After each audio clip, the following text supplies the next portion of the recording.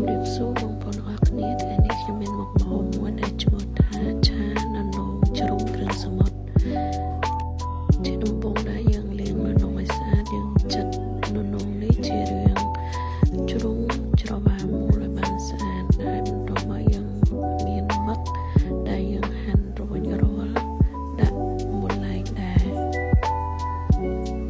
បន្ទាប់មកយើងមានខ្ទឹមសនិងស្លឹកខ្ទឹមហើយយើងដាក់ខ្លាញ់ចូលជាមួយខ្ទឹមសលីងជាមួយគ្នា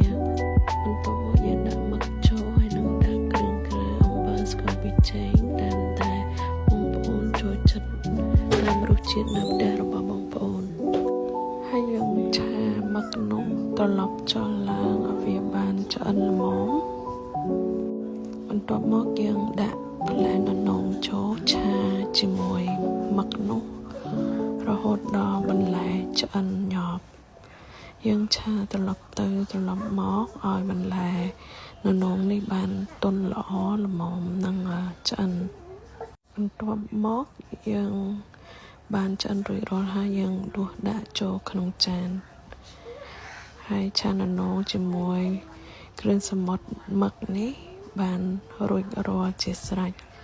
សូមបងប្អូនពិសាជាមួយខ្ញុំទាំងអស់គ្នាសូមអរគុណសូមជម្រាបលា